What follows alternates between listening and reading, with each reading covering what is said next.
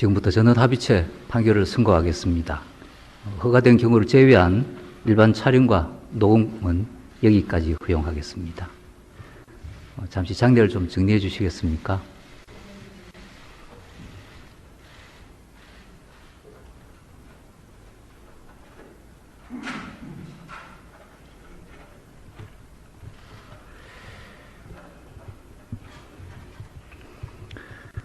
판결을 선고하겠습니다. 오늘 선고할 사건은 2019도 13328 직권남용 권리행사 방해 등 피고인 이재명 씨, 상고인은 검사 및 피고인 사건입니다. 선고에 앞서 대법원 재판부 구성과 관련해서 잠시 말씀드리겠습니다. 김선수 대법관님은 이전에 피고인의 다른 사건에서 변호인이 어떤 사정 등을 고려하여 이 사건을 회피하셨습니다. 이에 따라 김선수 대법관님은 이 사건 심리와 합의, 선고 등 재판에 관여하지 않았음을 말씀드립니다. 유효 여지를 말씀드리겠습니다. 이 사건은 현재 경기도지사로 재직하고 있는 피고인에 대한 직권남용 권리행사 방해, 허위사실 공표에 의한 공직선거법 위반 사건입니다. 제1심은 이 사건 공소사실 전부에 대하여 범죄의 증명이 없다고 보아 무죄를 선고하였습니다. 원심은 제1심과 달리 친형관령 허위사실 공표에 의한 공직선거법 위반 공소사실 중 형에 대한 강제입원 절차 관여 부분을 유죄로 판단하였고, 나머지 공소사실에 대하여는 제1심과 마찬가지로 무죄를 선고하였습니다. 피고인은 이러한 원심 판결 중 유죄 부분에 관하여 상고를 제기하였고, 검사는 무죄 부분에 관하여 상고하였습니다. 이 사건 주요 쟁점은 형에 대한 정신병원 강제 입원과 관련하여 상대 후보자가 후보자 토론회에서 한 질문에 대해 피고인이 이를 부인하면서 일부 사실을 진술하지 않은 답변을 공직선거법 제250조 제1항에서 정한 허위사실 공표죄로 처벌할 수 있는지 여부입니다. 먼저 공직선거법 제250조 제1항의 규정 취지는 선거인의 공정한 판단에 영향을 미치는 허위사실을 공표하는 행위 등을 처벌함으로써 선거운동의 자유를 해치지 않으면서 선거의 공정을 보장하기 위한 것입니다. 선거 과정에서 유권자에게 허위사실이 공표되는 경우 유권자가 올바른 선택을 할 수 없게 되어 민의가 왜곡되고 선거제도의 기능과 대의민주주의의 본질이 훼손될 염려가 있기 때문입니다. 대의민주주의 체제에서 국민은 선거 과정에서 제공되는 정치적 정보와 의견의 교환, 토론을 통하여 형성된 의사를 선거에 반영하여 국민주권과 주민자치의 원리를 실현합니다. 선거가 검권, 관권, 폭력에 의한 타락선거로 전락하는 것을 방지하고 선거운동의 기회균등을 담보하기 위해서는 선거의 공정성이 확보되어야 하며, 이를 위해서는 어느 정도 선거운동에 대한 규제가 있을 수 있습니다. 그러나 선거의 궁극적인 목적은 국민의 자유로운 의사를 대기관의 구성에 정확하게 반영하는 데 있습니다.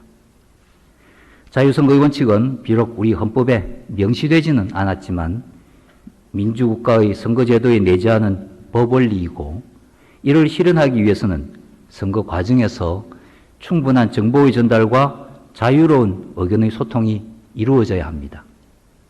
선거의 공정성은 이러한 자유선거의 원칙을 실현하는 수단으로 기능하는 것이므로 선거의 공정성을 크게 해치지 않는 한 선거운동의 자유를 최대한 보장하여야 하고, 선거의 공정성을 위하여 선거운동의 자유를 제한하는 경우에도 필요한 최소한도에 거쳐야 하며 그 본질적 내용을 침해해서는 안 됩니다. 공직선거법은 후보자 토론회를 선거운동 방법의 하나로 규정하고 있고, 이는 헌법상 선거공영제에 기초하여 고비용 정치구조의 개선과 선거운동의 공정성 확대를 위하여 도입되었습니다. 후보자 토론회는 후보자에게는 별다른 비용 없이 효율적으로 유권자에게 다가갈 수 있고, 유권자에게는 토론 과정을 통하여 후보자의 정책, 정치 이념, 통치 철학, 중요한 선거 쟁점 등을 파악하고 각 후보자를 적절히 비교 평가하여 올바른 선택을 할 수 있도록 도와주는 중요한 기능을 하고 있습니다. 이러한 후보자 토론에 참여한 후보자들은 토론을 할 때 진실에 부합하는 주장과 의견을 제시하고 다른 후보자에게 질문하거나 다른 후보자의 질문에 답변할 때에는 분명하고도 정확한 표현을 사용함으로써 유권자가 각 후보자의 자질, 식견과 견해를 명확하게 파악할 수 있도록 하는 것이 원칙입니다. 한편 후보자 토론회는 선거의 공정과 후보자 간 균형을 위하여 참여 기회의 부여나 참여한 후보자 등의 발언 순서, 발언 시간 등 토론의 형식이 엄격하게 규제되어 있습니다. 이러한 공정과 균형을 위한 기본 조건이 준수되는 한 후보자들은 토론 과정에서 최대한 자유롭고 활발하게 의사를 표현하고 실질적인 공방을 주고받을 수 있어야 합니다. 후보자 토론회는 후보자 등이 직접 한자리에 모여 치열하게 질문과 답변, 공격과 방어, 의혹 제기와 해명 등을 할 수 있는 공론의 장입니다. 후보자 상호 간의 토론이 실질적으로 활성되어야만 유권자는 보다 명확하게 각 후보자의 자질, 식견과 견해를 비교 평가할 수 있습니다. 그리고 토론의 경우에는 미리 준비한 자료에 의하여 일방적으로 자신의 의견을 표현하는 연설 등의 경우와 달리 후보자 사이에서 질문과 답변, 주장과 반론에 의한 공방이 제한된 시간 내에서 즉흥적, 계속적으로 이루어지게 되므로 그 표현의 명확성에 한계가 있을 수밖에 없습니다. 특히 토론회에서 후보자 등은 다른 후보자의 질문이나 견해에 대하여 즉석에서 답변하거나 비판하여야 하는 상황에 있으므로 상대방이 아닌 자신이 처한 입장과 관점에서 다른 후보자의 발언의 의미를 해석하고 대응합니다.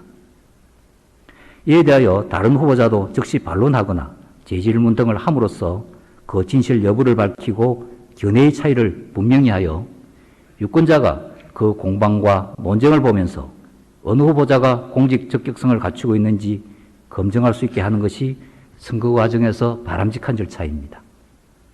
설령 후보자 등이 부분적으로 잘못되거나 일부 허위의 표현을 하더라도 토론 과정에서의 경쟁과 사후 검증을 통하여 도태되도록 하는 것이 민주적이고 국가기관이 아닌 일반 국민이 그 토론과 후속 검증 과정을 지켜보면서 누가 옳고 그른지 판단하는 것이 또한 바람직합니다. 물론 일정한 한계를 넘는 표현에 대해서는 엄정한 조치를 취할 필요가 있지만 그에 앞서 자유로운 토론과 성숙한 민주주의를 위하여 표현의 자유를 더욱 넓게 보장하는 것이 보다 중요합니다.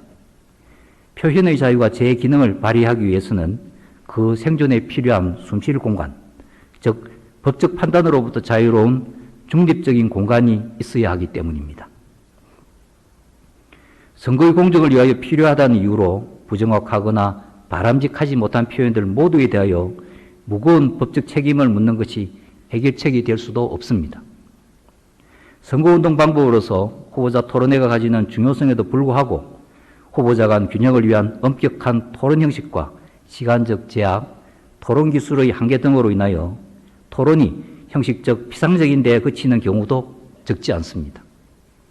이러한 현실적 한계에 더하여 국가기관이 토론 과정의 모든 정치적 표현에 대하여 그 발언이 이루어진 배경이나 맥락을 보지 않고 일률적으로 엄격한 법적 책임을 부과한다면 후보자 등은 자신의 발언에 대해 사후적으로 법적 책임을 부담하게 될지도 모른다는 두려움 때문에 더더욱 활발한 토론을 하기 어렵게 됩니다.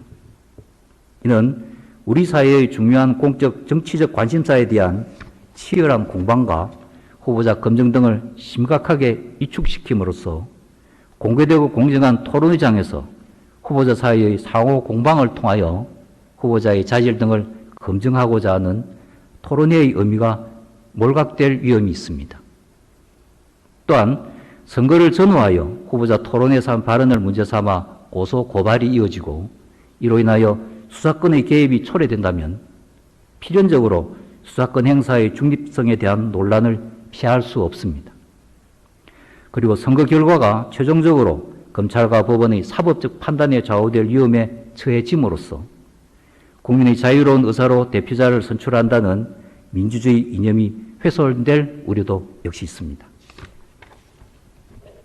공직선거법 제250조 제1항의 행위태양인 공표란 사전적 의미대로 여러 사람에게 널리 드러내어 알림, 즉 공개 발표를 뜻합니다. 그러나 그 수단이나 방법의 여하를 불문하고 의사소통이 공연하게 행하여지는 모든 경우를 허위사실 공표죄로 처벌한다면 헌법상 정치적 표현의 자유 및 선거운동의 자유가 지나치게 제한되는 결과가 발생합니다. 그리고 결국 공직선거법이 선거의 공정성 확보라는 수단을 통하여 달성하고자 하는 목적인 국민의 자유로운 의사와 민주적인 절차에 의한 선거를 실현하는 데 장애를 초래할 위험이 있습니다. 그러므로 후보자 등이 후보자 토론회에 참여하여 질문 답변을 하거나 주장 반론을 하는 것은 그것이 토론회의 주제나 맥락과 관계없이 일방적으로 허위 사실을 드러내어 알리려는 의도에서 적극적으로 허위 사실을 표명한 것이 아닌 한 허위 사실 공표죄로 처벌할 수 없다고 보아야 합니다. 그리고 이를 판단할 때는 사후적으로 개별 발언들의 관계를 치밀하게 분석 추론하는 데 치중하기보다는 질문과 답변이 이루어진 당시의 상황과 토론의 전체적 맥락에 기초하여 유권자의 관점에서 어떠한 사실이 분명하게 발표되었는지를 살펴보아야 합니다. 어떠한 표현이 공표된 사실의 내용 전체의 취지를 살펴볼 때 중요한 부분에서 객관적 사실과 합치되는 경우에는 세부적으로 진실과 약간 차이가 나거나 다소 과장된 표현이 있더라도 이를 허위사실의 공표라고 할 수는 없습니다. 특히 후보자 토론회의 기능과 특성을 고려할 때 토론회에서 후보자 등이 선거인의 정확한 판단을 거르치게 할 수 있을 정도로 다른 후보자의 견해나 발언을 의도적으로 왜곡한 것이 아니라 합리적으로 보아 가능한 범위 내에서 다른 후보자의 견해나 발언의 의미를 해석하고 이에 대하여 비판하거나 질문하는 행위는 허위사실 공표 행위로 평가할 수 없다고 보아야 합니다. 이러한 법리는 다른 후보자의 질문이나 비판에 대해 답변하거나 반론하는 경우에도 마찬가지로 적용되어야 합니다. 공직선거법은 허위의 사실을 사실의 왜곡과 구분하여 규정하고 있으므로 적극적으로 표현된 내용에 허위가 없다면 법적으로 공개 의무를 부담하지 않는 사항에 관하여 일부 사실을 묵비하였다는 이유만으로 전체 지수를 곧바로 허위로 평가하는 데는 신중해야 합니다. 그리고 토론 중 질문 답변이나 주장 반론하는 과정에서 한 표현이 선거인의 정확한 판단을 거르칠 정도로 의도적으로 사실을 왜곡한 것이 아닌 한 일부 부정확 또는 다소 과장되었거나 다의적으로 해석될 여지가 있는 경우에도 허위사실 공표 행위로 평가되어서는 안 됩니다. 이 사건에서 피고인이 토론에서 한 형에 대한 정신병원 강제 입원 관련 발언은 상대 후보자의 질문 또는 의혹 제기에 답변하거나 해명하는 과정, 그리고 제기될 것으로 예상되는 의혹이나 질문에 대한 선제적인 답변을 하는 과정에서 나온 것입니다. 그 발언 중 일부는 의혹을 제기하는 상대방 후보의 질문에 대하여 단순히 이를 부인하는 취지의 답변을 한 것으로 평가할 수 있을 뿐, 이를 넘어서 어떤 사실을 적극적이고 일방적으로 드러내어 알리려는 의도에서 한 공표 행위라고 볼 수는 없습니다. 또 다른 발언도 피고인과 상대방 후보 사이에 공방이 이루어진 경위, 토론의 주요 쟁점과 전체적 맥락 등을 살펴볼 때 그 발언이 토론회의 주제나 맥락과 관계없이 일방적으로 허위 사실을 드러내어 알리려는 의도로 적극적으로 반대 사실을 공표한 것이라고 보기 어렵습니다. 피고인으로서는 상대 후보자가 토론회에서 한 질문이나 토론회를 전후하여 제기한 주장의 취지나 의도를 직권을 남용해 불법으로 강제 입원시키려고 한 사실이 있느냐로 해석한 다음 그러한 평가를 부인하는 의미로 답변하였다고 볼 수 있고, 상대방 질문의 의무를 의도적으로 왜곡한 것이라고 단정하기도 어렵습니다. 피고인이 형에 대한 강제 입원 절차에 관여한 사실을 언급하지 않은 채 발언을 하였다고 하더라도 피고인이 그와 같은 사실을 공개할 법적 의무를 부담하고 있지 않은 이상 상대 후보자의 공격적 질문에 대하여 소극적으로 회피하거나 방어하는 취지의 답변 또는 일부 부정확하거나 다의적으로 해석할 여지가 있는 표현을 한 것을 두고 적극적으로 반대 사실을 공표하였다거나 전체 진술을 허위라고 평가할 수는 없습니다.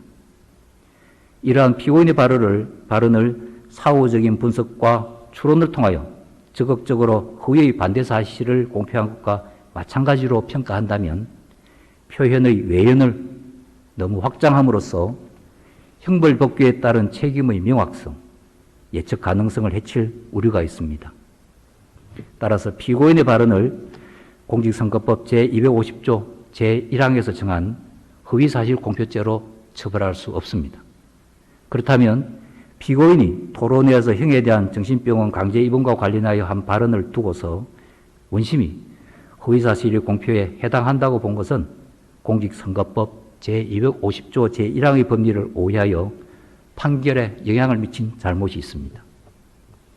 한편 검사의 상고 이유를 살펴보면 원심의 판단에 검사 주장과 같이 자유심정주의 한계를 벗어나거나 구정신보건법 그리고 공직선거법상 허위의 사실의 의미 그리고 허위사실 공표의 고의에 관한 법리를 오해한 잘못이 없습니다. 그러므로 검사의 상고 이유는 받아들이지 않습니다.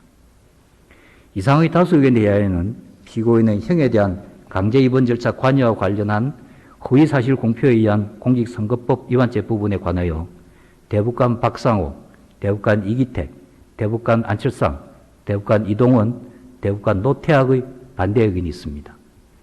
반대 의견의 요지는 대법원 전원합의체의 심리 절차에 관한 내규 제8조 제1항에 의하여 지필 대법관이신 박상옥 대법관께서 직접 반대 의견의 요지를 말씀하시겠습니다.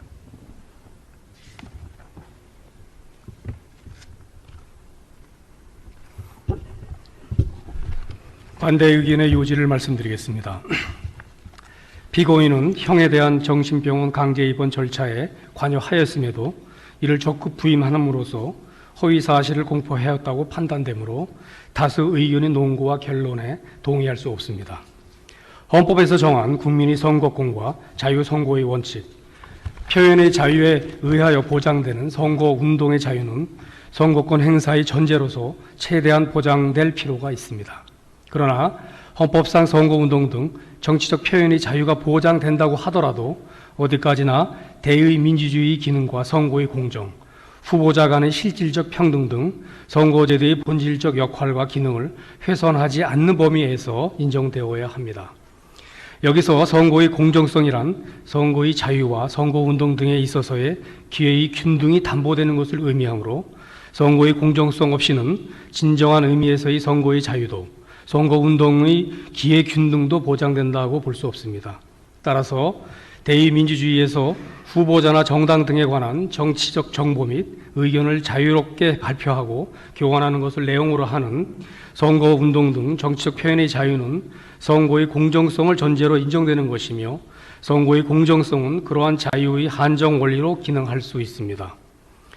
후보자 토론회는 공직선거법상 선거운동 방법의 하나로서 유권자들에게는 매우 강력한 파급력과 영향력을 가지고 있고 유권자들도 토론회를 후보자의 공직 적격성을 판단하는 데 가장 중요한 정보 제공의 장으로 인식하고 있습니다. 위와 같은 의의와 기능을 가지고 있는 후보자 토론회에서의 허위사실 유포와 사실의 왜곡은 국민 주권과 대의 민주주의를 실현하는 핵심 수단인 선거에서 선거의 공정을 침해하여 선거 제도의 본래적 기능과 대의 민주주의의 본질을 심각하게 훼손합니다.